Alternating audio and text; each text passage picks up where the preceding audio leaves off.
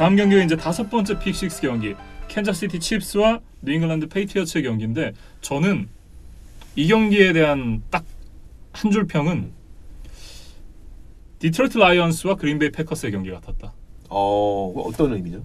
심판이 망쳤다.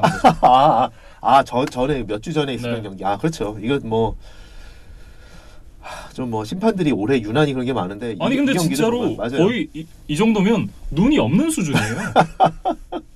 사실 최근에 뭐 트위터나 페이스북이나 이런 데 보면 올 시즌 유난히 많아요. 그 심판들에 대한 좀 심하죠, 맞아요. 심판들에 대한 그 판정에 대해서 원망하는 비판하는 그런 어떤 소셜 미디어에 돌아다니는 게 올해 정말 유난히 많아요. 저는 제일 심했던 경기가 사실 이제 디트로이트 라이언스랑 그린베이 패커스의 경기라고 생각을 하는데 이 경기가 그만큼 이제 뭐 되게 클러치한 상황에 나오진 않았지만 그렇죠.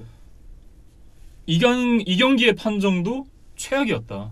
안 좋았죠. 일단 뭐 그 패스 인터피리언스예요. 사실 이제 올 시즌 내내 뭐 이게 패스 인터피리언스 뭐냐 뭐 이런 얘기가 나올 만큼 이제 사실 판정도 잘 안 뒤집어지기도 하고 뭐 그런 부분들이 많았기 때문에 이거에 대한 얘기는 사실 뭐 그렇다 쳐도 3쿼터 끝날 때 나왔었던 이제 펌블 휘슬을 왜 불어요?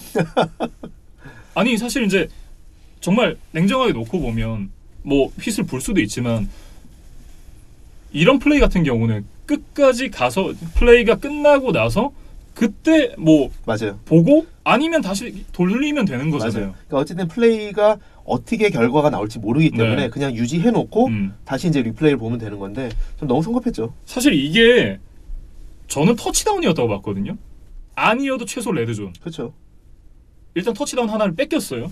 그리고 나서 진짜 어이없었던 거는 은킬 헬이 몸 날려가지고 터치다운 만들었는데 이걸 아웃바운드라고 그랬잖아요. 눈이 있는 거예요 진짜? 뭔 생각으로 그걸 부르는지 아직도 모르겠어요. 네. 아니 진짜로 이거 말이 안 되잖아요 사실.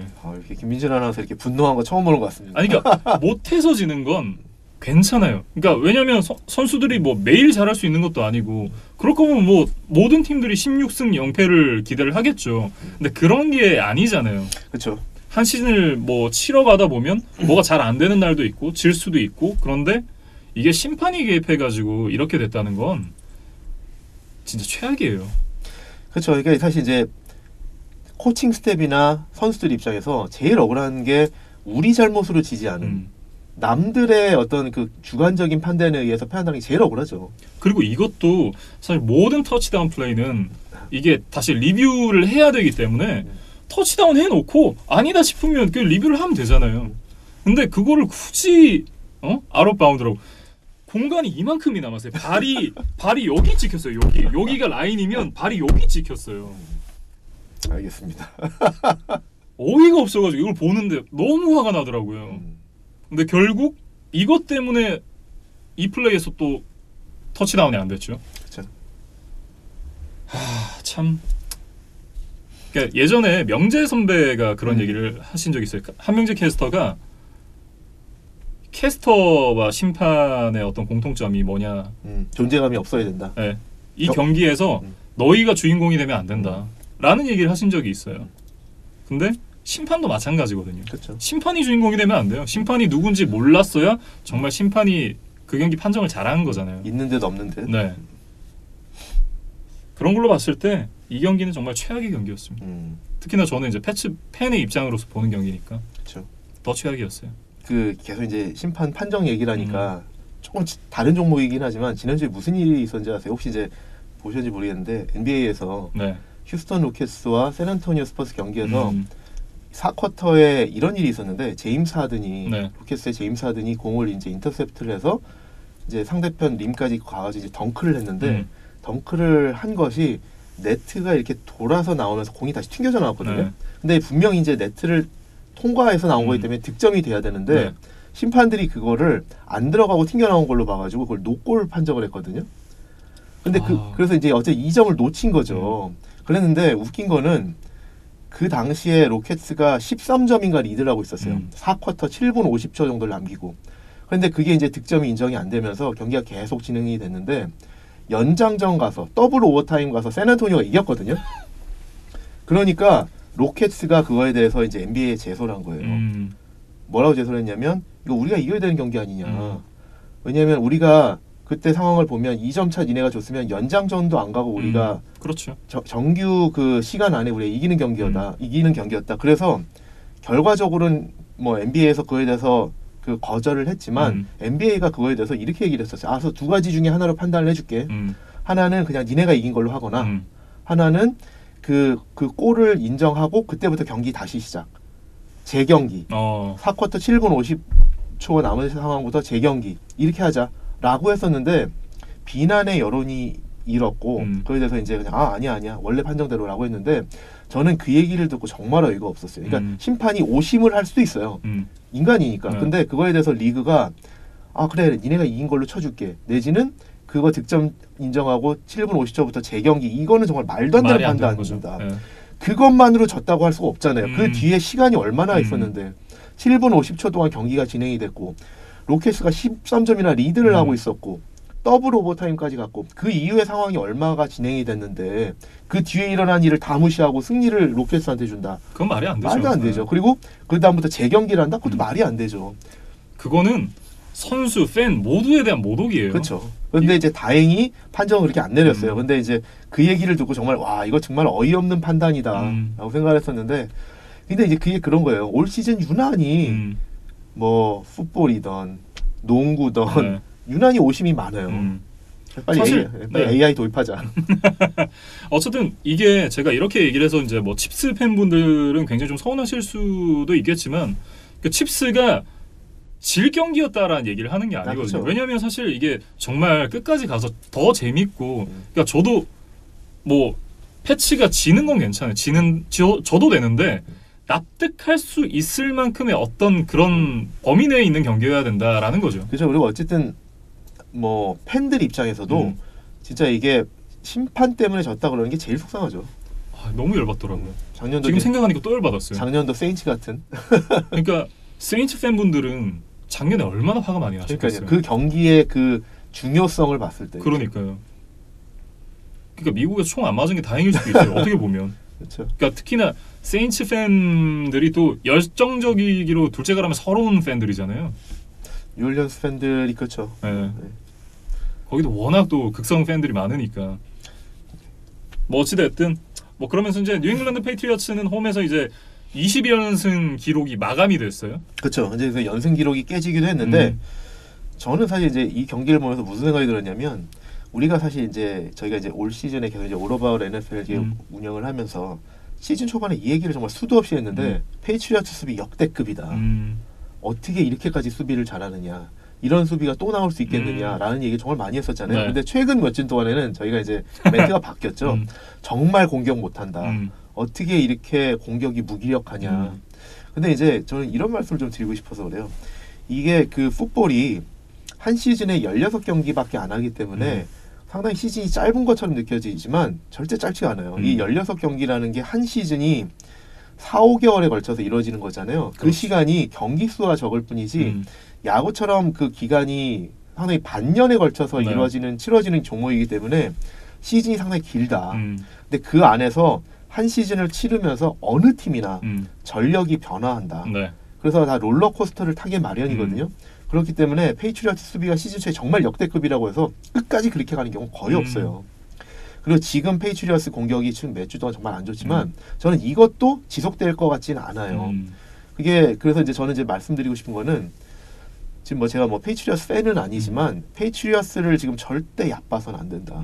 페이트리어츠가 지금 최근에 뭐 공격이 안 좋고 뭐 지금 이제 3패째를 했고 그렇지만 이게 언제 어떻게 바뀔지 모른다. 최근에 우리 그걸 보고 있잖아요. 그 시카고 베어스. 뭐 버펄로 빌스도 마찬가지지만 좀 덜하지만 그다음에 LA 램스 살아나는 거 보세요. 순식간에 다시 살아나거든요. 그러니까 작은 변화 하나가 이 유기적인 종목의 팀 전체 분위기를 바꿔놓을 수 있기 때문에 언제 갑자기 어떤 변화가 팀을 다시 바꿔올지 모른다. 그래서 그 한 시즌 동안에 롤러코스터를 타는 게 어느 팀이나 하는 일이고 그렇죠. 어떻게 바뀔지 모르기 때문에 지금 페이트리어츠가 지금 최근에 뭐 이렇게 공격 안 되고 뭐 3패째 했다고 해서 얘네 우승 못한다. 절대 이렇게 생각할 수는 없습니다. 플레이오프 더군다나 1번 시드든 2번 시드든 가서 벨리책이 상대편을 공부할 시간이 벌어진다? 정말 무서워집니다. 그렇죠. 그래서 근데 그거는 우리가 지금 한 20년 동안 20년 가까이 페이트리어스 누적된 데이터죠. 그렇죠. 우리가 20년 가까이 페이트리어스 다이너스티를 보면서 우리가 진짜 몸소 체험한 겁니다. 벨리책에게 시간이 주어지면 벨리책은 방법을 찾아낸다. 근데 이제 올 시즌 근데 하나 재밌는 거는 그동안에는 수비 중심의 감독이잖아요. 네. 그러니까 상대편을 만났을 때 저 팀을 어떻게 봉쇄하나에 대해서 정말 귀신같이 잘 찾아내는데 공격의 약점을 극복하는 것도 어떻게 찾아보느냐도 저는 상당히 좀 관심이 생겨요. 그래서 그거는 본인의 전문 분야가 아니잖아요. 네. 그런데 저는 찾아낼 것 같아요. 그래서 그 페이트리어스가 지금과는 상당히 다른 팀이 될 것 같다. 또 플레이오프가 되고 그러면 그렇기 때문에 조심해야 되는 팀이다라고 생각을 합니다. 사실 이제 그 반등의 가능성이 있는 건 여전히 이제 톰 브레이디 선수가 그렇죠.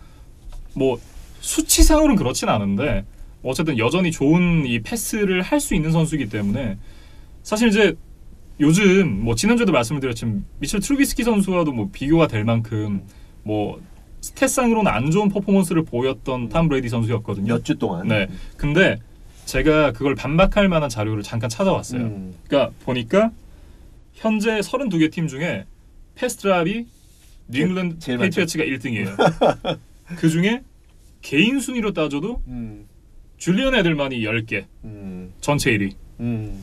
그리고 타이트엔드가 사실 없는 수준이라는 것이 지금 타이트엔드 캐치가 32개 팀 중에 31위, 터치다운이 32위. 그러니까 실질적으로 그 뭐 더블 타이트엔드를 꽤 많이 썼는데 그렇죠. 원래 이제 페이트리어스가 많이 쓰던 공격 스킴이죠. 네. 근데 이 타이트엔드가 전혀 도움이 안 되고 있다. 라이언 이조 이런 친구들이 팀에 없는 수준이다, 사실. 없는 수준이다. 네. 그러면서 이제 은켈라리 같은 경우는 이 경기에서 스냅 2번 받았어요. 그리고 뭐 모하메드 사누 말씀을 더 드리는 게 뭐 의미가 있나 싶은 정도고. 근데 이제 저는 이제 그런 거예요. 그러니까 페이트리어스 공격이 언제 살아날지 모른다라고 말씀드리는 게 지금 보면은 우리가 지금 현재 스냅샷만 보면 아 정말 형편없다. 어떻게 이런 선수들 어떻게 이렇게 공격 이렇지만 그 중에 누구 하나가 갑자기 살아나면 팀 분위기가 전체가 달라질 수 있다는 거죠. 근데 진짜 에델만은 꾸준히 잘하잖아요. 네. 근데 에델만 외에 누구 하나가 더 살아나면 그 분위기는 정말 걷잡을 수 없을 것 같고 트루비스키만 해도 그렇잖아요. 아까 말씀드린 것처럼 저는 그런 것 같거든요. 트루비스키 포함 베어스 공격이 살아난 거는 트루비스키가 그냥 달리기 시작한 것부터 해서 저는 된 거거든요. 작은 변화 하나가 정말 달라질 수가 있다. 그래서 페이트리어스도 만약에 지금 사실 모하메드 사누가 갑자기 뭐 브레이디하고 갑자기 어느 순간 딱 클릭해서 아, 이렇게 하면 되는구나라는 게 갑자기 통하면 그 지금 다이나믹스가 전체적으로 달라질 수도 있다. 뭐 물론 저는 기대를 하고 있기는 한데 쉬워 보이진 않아요. 네. 저는 이제 이거를 기대라기보다는 저는 주의하는 마음에서 말씀을 드리는 겁니다. 뭐 어찌됐든 현재 가장 심각한 건 사실 오라인이거든요. 왜냐면 똑같은 선수들이 러싱을 하는데 이게 러싱이 되다가 안 되는 건 그렇죠. 물론 스킴의 영향도 어느 정도 있겠지만 근데 스킴이 크게 바뀌진 않았단 말이에요. 그렇죠. 똑같잖아요. 그러면 바뀐 건 오라인밖에 없는데 지난 시즌보다도 어쨌든 포켓 형성이 좀 잘 안 되는 그런 것도 있고 그리고 이제 그러면서 부상도 있었고 럼블락도 안 되고 뭐 여러모로 이제 오펜시브 라인이 사실 가장 큰 문제점의 그렇죠. 출발점이다. 올 시즌 계속 이제 오펜시브 라인 보면 센터, 레프트 태클 뭐 계속 부상이 있었으니까 그렇죠. 그런 부분들이 사실 이제 그 오펜시브 태클도 5명이 사실 이제 그 케미스트리를 맞춰가야 되거든요. 그래서 이제 그 중에서도 뭐 레프트 태클이 쿼터백을 막아준다는 입장에서 제일 중요하지만 그 5명의 라인맨이 조화를 이루고 케미스트리를 이루는데 제일 중요한 선수는 센터거든요. 근데 그런 관점에서 봤을 때 일단 센터가 올 시즌 빠졌다. 시작하기 전부터 빠졌다. 그게 이제 사실 큰 변화고요.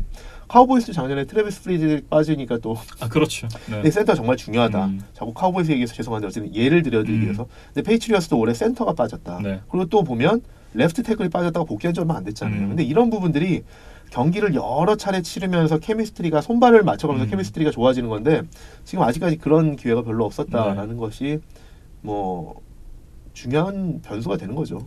뭐 어찌됐든 공격이 원활하지 않은 건 뭐 누구나 다 알고 계시는 그리고 부분이고. 어느 팀이나 공격의 출발점은 오펜시브 라인입니다. 그렇기 때문에 오펜시브 라인이 불안한 팀은 저희 뭐 사실 이제 텍산스 같은 데도 말하고 그 애틀란타 팔콘스 같은 데도 말하지만 맷 라이언이나 디션 왓슨 훌륭한 선수들이죠. 근데 오펜시브 라인이 무너지면 어떻게 할 수가 없어요. 네. 카일러 머리 오펜시브 라인이 못 막아주면 카일러 머리 아니라 누가 가도 거기서 못해요. 쉽지 않죠. 그 정도의 기량을 보여주는 것만 해도 대단한 거죠, 사실. 그래서 지금 사실 브레이디도 나이가 들수록 이제 계속 움직임이 둔화될 텐데 오펜시브 라인이 그 앞에서 제 역할을 못 해주면 전체적으로 공격이 부진할 수밖에 없다. 네. 너무 패트리어트 얘기만 하는 것 같으니까 이제 칩스 얘기를 좀 넘어가 보죠. 칩스 얘기를 좀 해주실까요? 저는 사실 이제 칩스보다도 좀 하나 좀 말씀드리고 싶었던 거는 재밌는 거는 이거예요. 얼마 전에 이제 그런 얘기를 했었는데 예전에 AFC 쿼터백 트로이카가 있었다. 탐 브레이디, 페이튼 매닝, 빅벤 세 명이 있었는데 이제 새로운 트로이카로 교체해가는 것 같다. 그래서 라마 잭슨, 그 디션 왓슨, 그다음에 이제 패트릭 마우스가 있었는데 지금 뭐 이제 매닝은 없으니까 그리고 빅벤도 올 시즌 없으니까 지금 그 브레이디 대 이제 세 명이잖아요. 네. 근데 그 신 트로이카가 세 명이 이번 주에 이제 패트릭 마홈스가 이김으로 해서 세 명의 트로이카가 브레이디를 다 이겼어요. 올 시즌에. 네. 그러니까 지금 3패가 다 그 세 명의 트로이카한테 진 거거든요. 그러니까 이게 확실히 이걸 보면서 이제 세대 교체 확실히 일어나나? 이건 굉장히 흥미로운 포인트인데요. 그래서 저는 이 경기 보면서 마홈스가 이기니까 그게 좀 눈에 띄었습니다. 그래서 어떤 게 영향이 있냐 그러면 이 세 선수 다 보면 마홈스, 왓슨, 잭슨 다 플레이오프 갈 선수들이거든요. 네. 물론 이제 텍사스가 혹시 또 뭐 타이탄스하고의 지구 경쟁에서 뭐 질지는 모르겠지만 그래도 와일드 카드로 올라갈 가능성이 높잖아요. 네. 그렇다고 그러면 이 세 선수가 이 세 팀이 다 플레이오프 간다라고 그러면 뉴잉글랜드를 앞으로 이제 플레이오프에서 상대할 때 두려워하지 않을 거다. 그건 상당히 중요한 포인트인 것 같습니다. 왜냐하면 자신감을 가질 거기 때문에 내가 저 팀을 이겨봤고 저 선수를 내가 이겨봤다라는 거는 큰 경기에서 자신감이 있고 없고는 엄청난 차이거든요. 그렇죠. 그래서 이 선수 중에 사실 한 명만이 아니라 여러 명이 플레이오프에서 브레이디를 상대할 확률이 높잖아요. 네. 그런 면에서 저는 이게 상당히 중요하다고 봅니다. 굉장히 좋은 포인트인 것 같아요. 네. 감사합니다. 그리고 이제 페이트리어스는 하나만 더 말씀을 드리면 아까 이제 김민준 아나운서 말씀해 주셨지만 이날 패배로 인해서 레이븐스와 갭이 더 벌어졌을 뿐만 아니라 지금 이제 칩스가 9승 4패가 됐거든요. 네. 그런데 이제 페이트리어스가 10승 3패인데 한 게임 차인데 두 팀이 동률이 되면 타이브레이커가 칩스한테 간다. 그렇죠. 그런데 만약에 그 페이트리어스가 다음 주에 빌스한테 진다. 그리고 칩스는 이긴다. 그럼 동률이 되잖아요. 네. 그러면은 뉴잉글랜드는 갑자기 3번 시드로 떨어지는 겁니다. 그렇죠. 그러면은 1라운드 바이가 없어진다.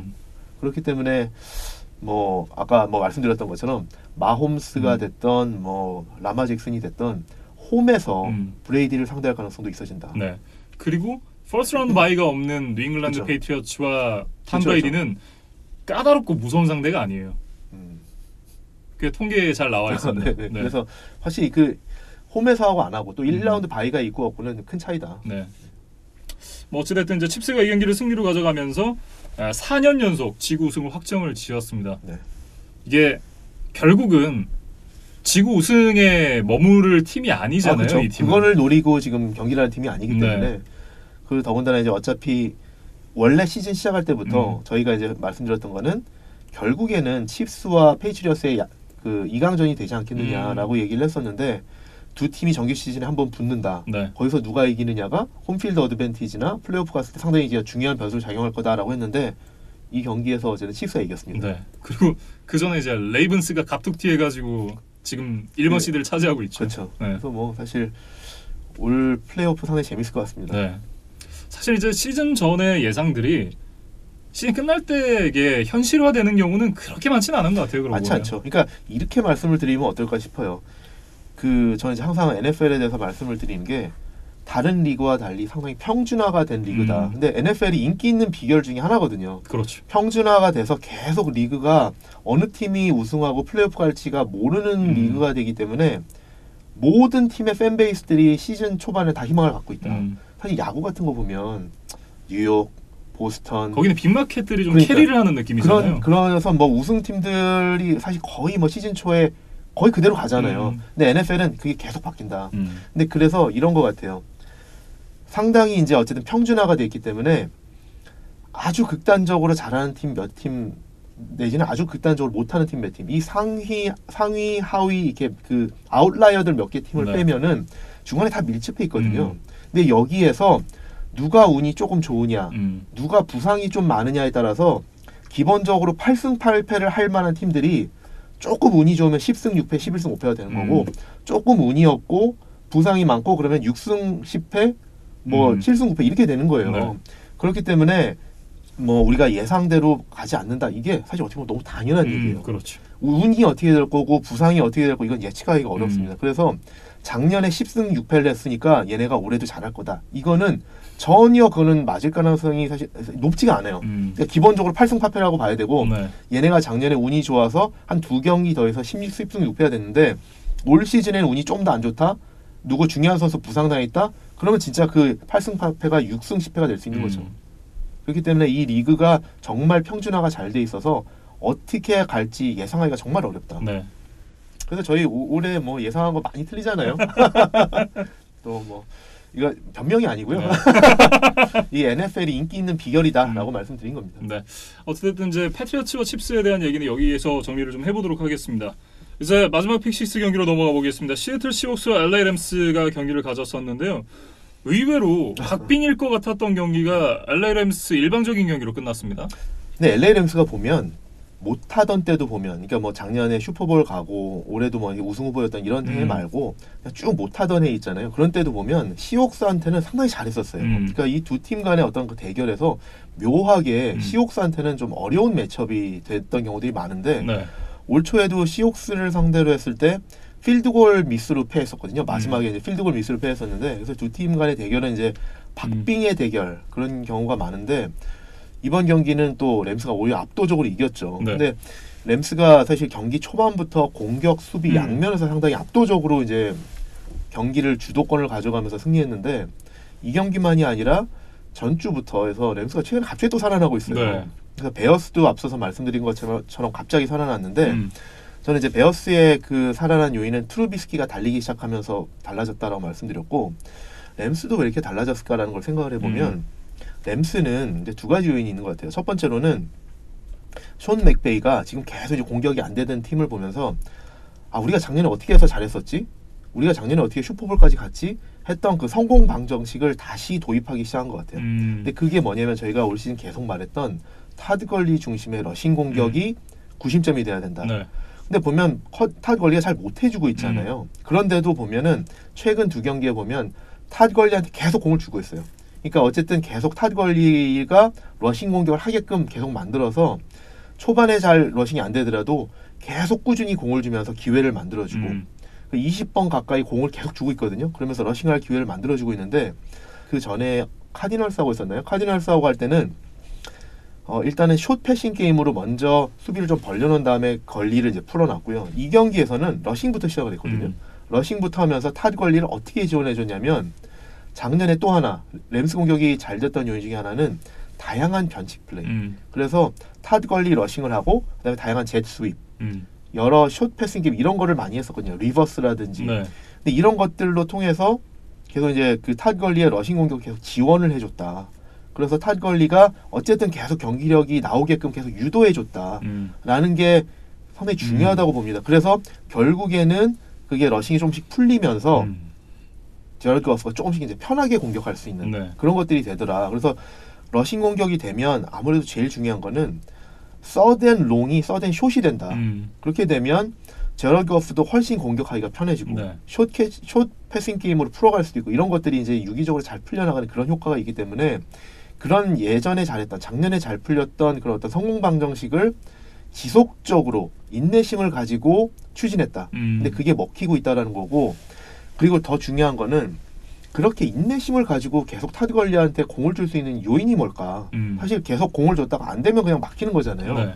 그런데 뭘 믿고 이렇게 계속 타드 걸리한테 계속 공을 주느냐? 그게 뭐냐면 제일런 램시가 오고부터 수비가 달라졌어요. 그러니까 어떤 변화가 있냐면 제일런 램시가 오고 나서 상대편 리시버들을 맨투맨 커버리지로 방어할 수 있게 됐어요.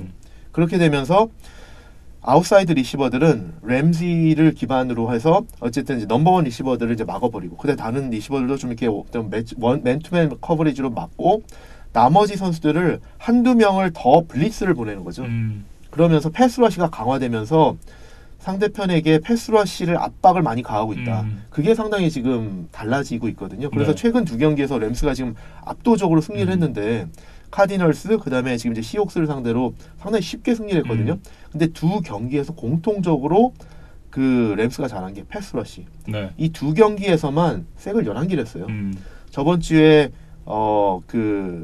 누구죠? 카일러 머리 상대로 색을 6개를 했고 이 경기에서도 러셀 윌슨을 상대로 해서 색을 5개를 했어요. 네. 그리고 이제 러셀 윌슨이 하루 종일 쫓겨다녔거든요. 맞아요. 그러니까 이렇게 패스러시를 통해서 상대 공격을 차단하게 되니까 인내심을 갖고 타드 걸리에게 공을 줄 수 있는 그런 여유가 생기는 거죠. 그래서 러싱이 되기 시작하니까 공격이 이제 풀려나가고 네. 수비와 맞물려서 전반적으로 경기가 잘 풀리는 그러면서 램스 전체의 경기력이 향상이 되는 이런 효과가 나오고 있는 것 같습니다. 그렇습니다. 그러면서 에런 도널드 선수도 정말 소리 소문 없이 두 자릿수 색을 기록을 했어요. 벌써 색 11개예요. 네. 저희가 사실 시즌 초반에 에런 도널드 올해 조금 좀 부진한 것 같다. 더블팀, 트리플팀 들어가니까 에런 도널드도 막힌다라고 했는데 네. 사실 에런 도널드가 지금 이제 색 11개가 됐고요. 거기에는 아까 말씀드렸던 것처럼 블리츠가 들어온 게 상당히 큽니다. 그러니까 여러 명이 들어오니까 이제는 에런 도널드에게 더블팀, 트리플팀을 할 수가 없거든요. 네. 그리고 에런 도널드만이 아니라 단테이 파울러. 파울러도 지금 색이 아마 9개 정도? 그 다음에 삼선 에브캄. 이런 선수들 지금 디펜시브 라인의 선수들이 전반적으로 기록이 좋아지고 있어요. 네. 그러니까 이게 제일런 램시를 데려온 효과다. 그러니까 진짜 이게 중요한 것 같아요. 그러니까 셧다운 코너가 있고 없고의 차이가 뭐냐면 네. 페이트리어스가 극단적인 경우지만 페이트리어스는 뭐 스테판 길모, 제이슨 맥커티 이렇게 쓰니까 나머지 그렇죠. 다 블리스로 보내잖아요. 네. 그런 셧다운 코너가 있으면 맨투맨 커버리지로 그냥 다 리시버들 맞고 나머지는 다 어쨌든 블리스를 쓸 수 있다는 장점인데 램스에도 이제는 제일런 램시가 와서 그런 역할을 해주고 있다. 그게 상당히 크다라고 생각이 됩니다. 네. 어찌됐든 이제 수비가 다시 살아나면서 공격까지 좀 영향을 받고 있는 것처럼 보이는 LA 램스인데 반면 시애틀 시옥스는 이날 경기에서 경기도 졌는데 굉장히 중요한 피스 중 하나인 라샤드 페니 선수를 잃었어요. 네, 그래서 사실 이날 라샤드 페니가 있었으면 경기가 좀 달라졌을 수도 있어요. 왜냐하면 이제 시옥스의 장점이 러싱 공격이잖아요. 근데 이제 상대편 패스 러시가 강한데 거기에 대응할 수 있는 방법은 사실 제일 좋은 거는 러싱 공격인데 페니가 빠지면서 사실 러싱 공격이 상당히 좀 안 좋았거든요. 그러다 보니까 결국은 다시 러셀 윌슨 중심의 패스로 가게 되는데 네. 패스 러시가 워낙 강하기 때문에 러셀 윌슨도 저는 이런 생각이 들었어요. 올 시즌 러셀 윌슨이 처음으로 안 좋은 경기를 했다. 사실 올 시즌 그런 얘기할 경기가 없었잖아요. 그렇죠. 그러니까 처음으로 배드 게임이었다. 러셀 윌슨 기준으로. 그 정도로 이게 성적이 안 좋았는데 이날 색 5개, 쿼터백 힛 11개. 그러니까 하루 종일 쫓겨다녔고 터치다운 없이 인터셉트만 하나 기록했거든요. 근데 이제 어쨌든 계속 패스러시에 쫓아다니면서 패스를 하다 보니까 패스가 안 좋은 것도 있었겠지만 리시버들이 드랍이 너무 많았어요. 그러니까 패스만이 아니라 러시도 안 되고 패스도 안 되고 전반적으로 경기가 상당히 좀 힘들게 흘러갔다. 네. 시옥스 입장에서는 그런 부분들이 좀 안 좋았던 것 같고 또 이날 그래서 보면은 결과적으로 시옥스가 12점을 올리긴 했는데 자체적으로 터치다운한 거는 공격에서 없죠. 터치다운한 게 없어요. 코안드레이 딕스가 픽식스 하나 한 게 끝이거든요. 그렇죠. 그렇기 때문에 이날 시옥스는 정말 램스한테 완전히 그 공격은 완전히 완봉패한 것 같은 물론 이제 완봉은 아니죠. 필드골은 있었으니까 네. 그렇지만 정말 완전히 봉쇄당했다라고 볼 수 있을 것 같습니다. 네. 사실 이제 러셀 윌슨 하면 4쿼터 들어가게 되면 굉장히 좀 기대를 많이 그렇죠. 하게 되는데 막상도 그런 경기력이 나오지 않았어요. 이날은 또 워낙 또 점수차가 많이 벌어졌고요. 네. 4쿼터에 혼자 할 수 있는 그런 상황이 아니었어요. 그렇죠. 그리고 시옥스 입장에서는 이 경기에서 이 경기 하나 진 것만이 아니라 이 경기를 패함으로 해서 2번 시드에서 5번 시드까지 떨어졌어요. 와카로 떨어졌어요. 완전히 이제. 떨어졌죠. 네. 그래서 지금 사실 이제 시옥스나 49ers의 입장에서는 정말 이 지구 레이스가 정말 중요한 것이 그렇죠. 1, 2번 시드로 가느냐 아니면 와일드 카드로 가느냐 정말 천지 차이잖아요. 맞아요. 근데 지금 시옥스는 어쨌든 이날 패함으로 해서 현재 기준으로 이제 와일드 카드로 떨어졌다라는 건데 뭐 어쨌든 49ers와 정기리그 마지막 경기에 붙잖아요. 맞아요. 근데 그 경기를 홈에서 하기 때문에 아직은 시옥스가 유리한 것 같긴 해요. 뭐 어쨌든 지켜봐야 되겠지만 네. 뭐 참 치열한 1번 시드 싸움이 될 것 같다라는 생각이 듭니다. 네. 어쨌든 이제 세인츠가 이제 패해서 10승 3패가 됐기 때문에 뭐 49ers가 그대로 이제 간다 그러면 세인츠한테 타이브레이커가 있는데 세인츠와 시옥스가 만약에 이제 같은 성적이 되면 타이브레이커를 세인츠가 가지고 가거든요. 그렇죠. 세인츠가 테디 브레이츠워터가 시옥스를 이기는 바람에 그게 상당히 큰 타이브레이커가 될 수도 있어요. 뭐 반면에 이제 램스는 이 경기를 승리로 가져가면서 여전히 이제 바이킹스와의 경기를 한 경기 차로 유지를 했고 어쨌든 이제 어려운 상대인 시옥스를 이겼다는 점에서 램스 선수들의 어떤 자신감이 다시 되살아날 수 있는 그런 계기가 된 거 아닌가 이런 생각이 드네요. 그래서 이제 단순히 이승만이 아니라 시옥스를 이겼다라는 거. 그게 상당히 크죠. 그래서 이제는 이제 자신감을 갖고 경기를 하게 될 텐데 왜 하필 이번 주에 이렇게 자신감을 회복했을까요? 좀 더 나중에 회복해서 했으면 어땠을까라는 생각을 하는데 왜 하필 트루비스키는 왜 최근에 살아나고 램스는 또 왜 최근에 살아나고 그랬을까요? 다 이제 카우보이스를 만날 예정이라 이렇게 기분을 올리고 있는 것 같은데 램스가 이제 카우보이스, 나이너스, 이제 카디널스와의 경기를 갖게 되고 바이킹스의 일정이 차저스, 패커스, 베어스. 이제 좀 감안을 해보면 램스에게도 아직 가능성은 충분하다. 그렇죠. 램스도 충분히 가능성이 있고요. 지금 페이스대로만 경기를 해준다고 그러면 지금 램스도 누구도 사실 이제 만나고 싶지 않은 상대죠. 원래 작년에 그 어떤 슈퍼볼 같은 전력에다가 그렇죠. 그 페이스를 회복한다 그러면 기피하고 싶죠. 네. 뭐 어찌됐든 램스도 여전히 가능성을 살려뒀다는 얘기로 이제 이 경기에 대한 마무리를 지어보겠습니다. 이제 마지막 경기는 뉴욕 자이언츠와 필라델피아 이글스의 경기인데요. 참 마카마카의 경기가 아니었나. 그리고 일라이 매닝의 이제 어떤 책이 있다면 현지 중계진이 이제 일라이 매닝의 어떤 파이널 챕터다. 이런 얘기를 했었는데 두 분이 이제 유재영 PD하고 이제 김민준 아나운서 지난주에 그 촬영하실 때 일라이 매닝의 뭐 페어웰 투어 뭐 이런 말씀을 하셨던 것 같은데. 네, 몇 경기 안 되지만 그렇죠. 페어웰 투어가 될 가능성도 있죠. 그래서 한 경기 한 경기가 사실 이제 일라이 입장에서 상당히 소중할 텐데 큰 업셋을 만들어내나 했습니다. 그러니까 출발은 참 좋았거든요. 그렇죠. 네. 3쿼터까지 17대 3으로 앞서 있었는데 거기서부터 뭐 한 점도 못 내더라고요. 그러니까 어떻게 보면 흔히 알려진 그 슈퍼볼 우승을 했던 두 번의 시즌을 제외하고 일라이의 어떤 모습이 그대로 좀 경기에 반영이 된 것이 아닌가. 뭐 그쵸, 뭐 그렇게 볼 수도 있고요. 네. 이제는 사실은 일라이가 상대편에게 큰 위협이 되는 존재는 아니지 않나. 그래서 물론 이제 리드를 잡긴 했지만 그것을 이제 한 경기 내내 그 기량을 보여주기에는 좀 이제 좀 그런 어떤 한물 간 선수가 아니냐 아쉽지만 그렇게 좀 보입니다. 그래서 사실 17대 3에서 23대 17로 역전패할 때까지 한 점도 더 못 뽑았다는 것이 좀 너무 아쉬웠습니다.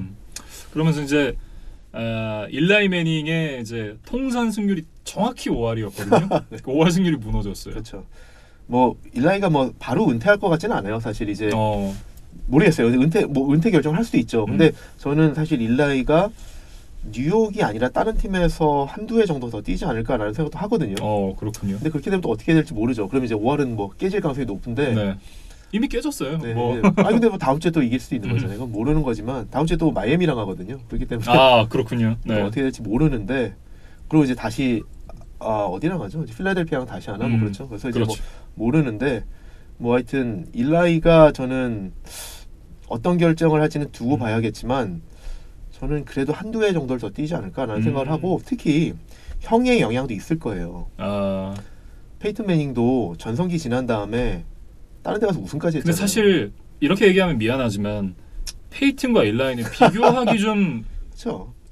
페이튼과 미안한 상대 아닌가요? 미안한 상대죠. 네. 근데 제가 지난주 미국 갔을 때 한창 제가 9월달에 또 한번 미국 갔었잖아요. 그렇죠.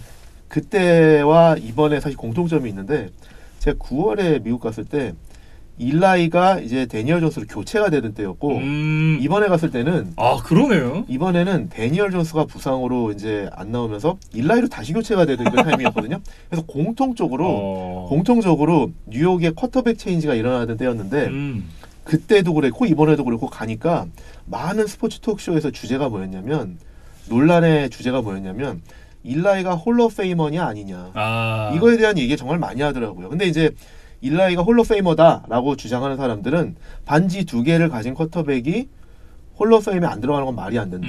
이런 주장을 하는 거였고 또 이제 반대편은 아까 이제 김민준 아나운서 말씀하셨던 거예요. 우승했던 2회 빼고는 정말 못하지 않았느냐. 2회만 반짝 잘해서 홀로페임에 가는 건 아니다. 홀로페임은 오랫동안 꾸준히 잘해야 갈 수 있는 거다. 그게 이제 반대하는 의견이거든요. 근데 저도 그래서 어떤 게 맞을까라고 저는 생각을 해봤는데 일단 둘 다 주장에 다 근거는 있죠. 근데 저는 일라이 매닝은 홀로페이머인 것 같아요. 근데 왜 그러냐면 이게 두 개의 반지를 그냥 우승 2번 했다라는 게 다른 우승과는 조금 의미가 다른 것 같아요. 왜냐하면 이 2번의 우승은 역사를 바꿔놓은 우승이다. 왜냐하면 상대방이 2번 다 뉴잉글랜드 페이트리엇이었고 그다음에 첫 번째 그 우승이 16전 전승으로 플레이오프에 갔던 뉴잉글랜드를 꺾었던 우승이었는데 전승준 시즌이죠. 그렇죠. 그때 만약에 일라이가 졌고 페이트리엇이 우승했으면 우리가 뭐 그런 얘기 여러 번 했잖아요. 역대 최고팀이 어디냐? 뭐 72년도 돌핀스다, 85년도 베어스다. 만약에 그때 일라이가 졌잖아요. 네. 그러면은 역대 최고팀 그냥 2007년도 페이트리엇이에요. 그렇죠. 그런데 그 팀을 이겼다라는 거는 정말 상징적인 의미가 있고 예를 들어서 올해 뭐 여러 팀 중에 누가 올라왔는데 일라이가 꺾어 우승했다. 이거랑은 의미가 달라요. 이거는 NFL 역사상 큰 의미가 있는 팀을 이긴 우승이었기 때문에 여타 우승 반지와는 다르다. 그리고 또 그 2번째 우승 슈퍼볼 46도 마찬가지예요. 사실 브레이디가 만약에 그 우승했었으면 지금 반지 7개잖아요. 네. 그런 상대를 해서 꺾고 우승을 했다. 그리고 뭐 역대 최고팀이 될 만한 팀을 이겼다. 단일 시즌 기준으로. 그다음에 뭐 어쨌든 히스토리컬리 봤을 때 고트를 2번 이겼다라는 거는 다른 팀을 상대로 예를 들어서 뭐 시옥스를 시옥스 아니죠. 예를 들면 뭐 누구라고 그래야 될까? 뭐 덴버 브론코스 이겼다. 그리고 뭐 스틸러스 이겼다. 아니 뭐 차저스 이겼다. 이런 거랑은 NFL 역사상 가지고 있는 그런 위치가 다르다. 그렇기 때문에 어떤 그런 상징적인 의미로 봤을 때 상당히 큰 의미가 있다. 그 왜냐하면 NFL에서도 그 역대 최고의 경기로 뽑는 것 중에 하나가 아이스볼을 뽑거든요. 네. 근데 그 아이스볼이 중요한 게 그냥 여타 결승전이 아니라 그 경기가 가지고 있는 의미를 따지는 거거든요. 그 경기를 통해서 NFL의 인기가 상당히 올라갔다. 그리고 또 슈퍼볼 3 그 뉴욕 제츠가 한 번 우승했던 네. 그래서 제가 이제 전에 한번 설명을 드렸던 존 에이머스 사실 존 에이머스가 뉴욕 제츠 그때 한 번 우승을 시키고 이제 홀 오브 페임에 올라갔는데 존 에이머스도 그때 한 번 우승한 거 빼면은 평범한 쿼터백이에요. 그런데 그 한 번의 우승이 가지고 있는 의미 어떤 우승이었냐? 정말 그 NFL과 AFL이 합병될 때 훨씬 더 강한 상대 골리앗이라고 평가됐던 콜츠를 이겼다. 자니 유나이터스를 이겼다라는 게 상당히 높게 평가되는 상징적인 의미가 있거든요. 네. NFL 역사에서 차지하는. 근데 저는 일라이 매닝이 뉴잉글랜드를 꺾고 우승했던 그 2번의 우승도 같은 맥락에서 봤을 때 NFL 역사상 상징적인 의미를 갖는 그런 사건들이다라는 관점에서 봤을 때 저는 일라이 매닝은 홀 오브 페이머라고 생각합니다.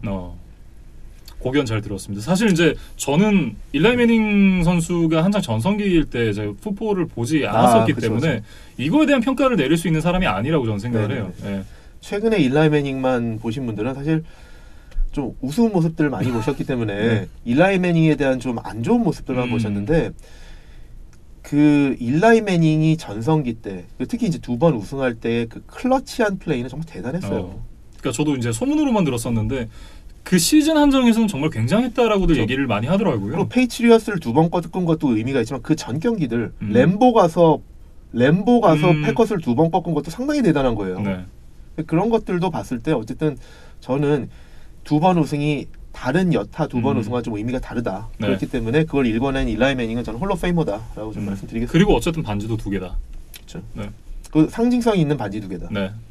어떻게 보면 그 엑스라지 사이즈의 반지 2개다.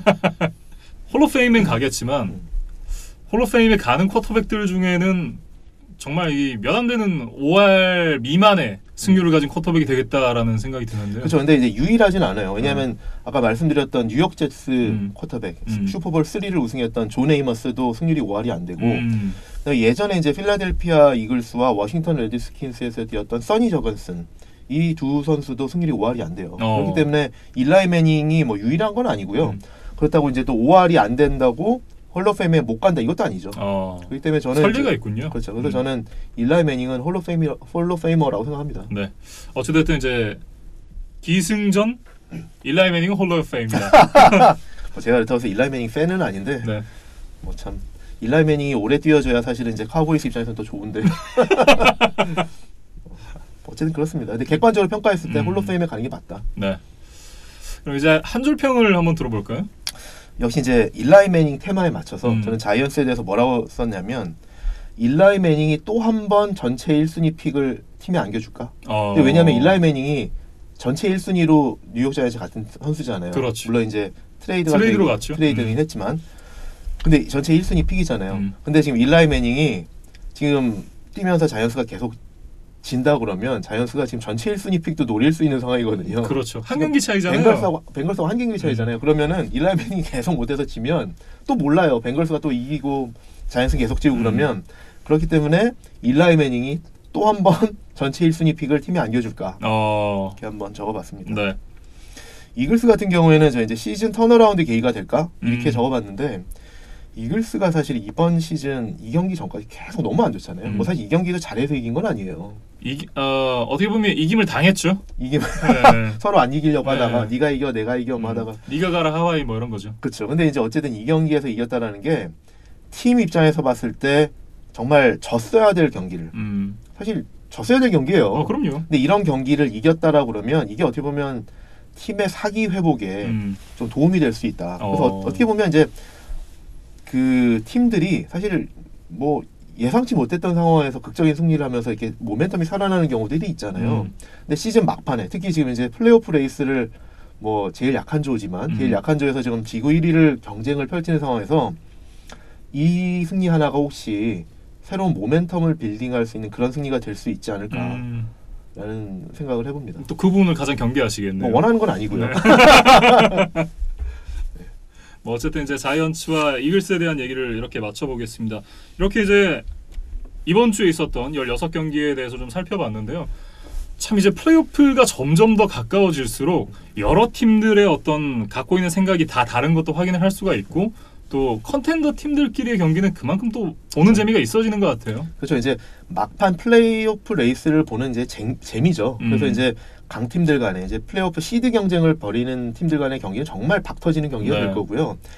이제 탈락한 팀들 내지는 이제 탈락한 팀과 플레이오프 컨텐더들이 펼치는 경기는 정말 어떻게 보면 김 빠진 경기가 될 겁니다. 왜냐하면 이미 탈락한 팀들은 지금 이제 경기를 대하는 자세가 다를 거거든요. 그렇죠. 내년 시즌을 대비한다라든지 그러면서 이제 젊은 선수들한테 이제 그 플레잉 타임을 주기 위해서 안 썼던 선수를 쓴다든지 그런 것들이 많을 거기 때문에 승리하기 위한 경기를 안 할 수도 있습니다.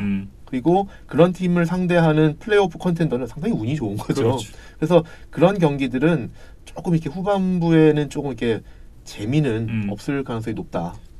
그렇게 좀 보여집니다. 네, 사실 이 얘기를 왜 제가 꺼냈냐면 저희가 이제 이번 주까지는 이 좀 모든 경기들에 대해서 이제 다 커버리지를 했었는데 다음 주에 있을 이제 2부 프리뷰부터는 이제 탈락한 팀들끼리의 경기 그리고 이제 좀 일방적인 이 경기가 펼쳐질 것으로 예상이 되는 그런 게임들에 대해서는 과감하게 좀 분량을 확 줄이거나 좀 스킵을 하거나 이렇게 좀 운영을 해보려고 해요. 네, 그러니까 선택과 집중을 저희도 하는 거죠. 그래서 아예 탈락한 팀들의 경기는 지금 사실 이제 분석하는 게 큰 의미는 없을 것 같다. 그렇죠. 그래서 이제 그런 경기들은 좀 제외시키고 또 말씀하신 것처럼 일방적으로 경기가 운영될 가능성. 그러니까 뭐 탈락한 팀과 플레이오프 컨텐더 간의 경기도 그냥 짧게 한 줄 정도로 저희가 이제 한번 좀 생각을 해보고 넘어가는 나머지 경기들 진짜 집중해야 될 경기, 플레이오프 레이스에 지금 의미 있는 경기들에 집중하자라는 그런 의미로 좀 생각해 보면 될 것 같습니다. 네, 그러면서 이제 이 압도적인 이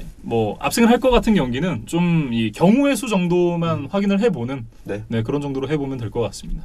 네, 어쨌든 이제 1부를 마치기 전에 서스데이 나이트 풋볼에 대한 이제 관전 포인트 그리고 예상을 좀 해볼 텐데요. 바로 이런 경기죠.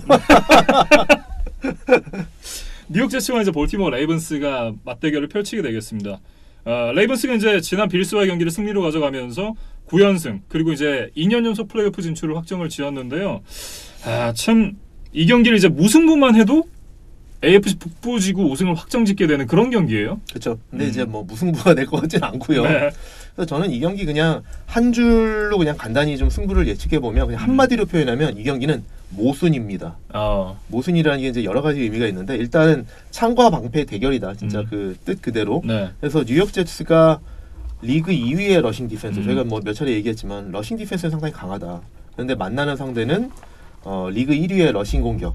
라마 잭슨과 마크 잉그램이 이끄는 볼티모어 레이븐스의 공격이다. 러싱 공격이다. 근데 그럼 이 창과 방패에서 누가 이길 것 같으냐? 저는 뭐 레이븐스가 이길 것 같다. 라고 해서 그 승패 예측을 하자 그러면 레이븐스가 이길 것 같고 네. 모순이라고 그러는 또 하나의 의미는 뭐냐면 아니 제스가 그렇게 러싱 디펜스가 좋은데 왜 5승 8패냐 이것도 모순이다 라는 의미로 좀 이렇게 그렇게 얘기해봤습니다.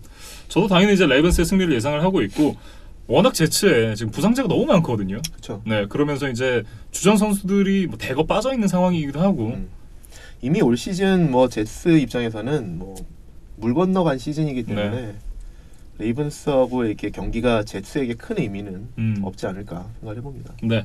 네, 그러면서 이제 뭐 승패 예측은 뭐 둘 다 레이븐스가 이긴다라는 예상을 했고 조금 이제 경우의 수를 따져볼 시간이 네. 이제 됐어요. 시즌 말미로 오면서 그러면서 이제 볼티모어 레이븐스 같은 경우는 이 경기를 이기고 뉴잉글랜드 페이트리어츠가 지거나 아니면 레이븐스가 이제 승리를 하고 칩스가 패배를 하게 되면 1번 시드 확정. 네, 일반 시드가 이제 first round bye. first round bye. 네, 이제 첫째 주 이제 와일드 카드 라운드를 쉬어가게 돼요. 1번 시드 아니면 2번 시드를 이제 차지하게 되는데 1번 시드를 확정지으려면 이게 다 일어나면 됩니다. 페이트리어츠가 지고 칩스도 지고. 자, 이번 주에. 네, 이번 주에. 그리고 이번 주가 아니라고 하더라도 사실상 1번 시드로 올라갈 확률이 굉장히 높아요. 1라운드 바이는 사실 시간 문제고요. 1번 시드가 상당히 유력하죠. 네. 그러면서 이제 라마 잭슨이 이 경기에서 달성할 수 있는 또 하나의 기록, 마이클 빅의 한 시즌 이제 쿼터백 최다 러싱 야드. 이 기록이 이제 23야드 남았거든요. 근데 뉴욕 제스가 이걸 막아낼 수 있을까요? 사실 이제 지난 경기에 이 기록이 깨질 거라고 생각을 했었는데 그 기록은 깨지지 않았어요. 1000야드만 넘었고 이 기록은 아직 남아 있어서 근데 23야드니까 이 기록은 아마 깨지지 않을까. 그럴 것 같습니다. 네. 이게 사실 어떻게 보면 첫 플레이에서 깨질 수도 있어요. 첫 플레이에서 라마 잭슨이 한 30야드 뛰어버리면 뭐 바로 깨질 수도 있는 거죠. 네, 그러면서 이제 또 하나 이 경기의 중요한 포인트를 짚어보자면 라마 잭슨에게 마지막 주 휴식을 주려면 어쨌든 앞에 있는 경기들을 최대한 다 그쵸. 이기는 게 레이븐스로서 상당히 중요하다. 그렇죠. 이제 사실 이제 1라운드 바이 이거에 대해서 사실 조금 이게 논란이 있어요. 그러니까 그때 뭐 말씀드렸던 레스트냐 러스트냐 그러니까 한 주 쉬고 나오는 게 휴식 효과가 있느냐 기량이 녹쓰는 효과가 있느냐 이게 상당히 뭐 이게 논란의 여지가 있는데 사실 뭐 부상이 있고 그러면 조금 쉬고 나오면 좋죠. 그렇지. 뭐 어쨌든 이제 17주차에 그렇게 되면 스틸러스가 레이븐스랑 17주차에 경기를 하게 되거든요. 대진운이 좋네요. 그렇게 되면 마지막 이 와일드카드 막차를 또 스틸러스가 탈 수 있는 그런 가능성도 좀 열려 있기 때문에 그러니까 17주차에 이미 확정된 팀을 만나면 상당히 운이 좋은 거죠. 네. 어쨌든 이제 상당히 좀 흥미로운 와일드카드 이 경쟁이 될 것 같습니다. 네. 저희는 2부에 이제 다음 주에 있을 15경기들로 함께 돌아오도록 하겠습니다.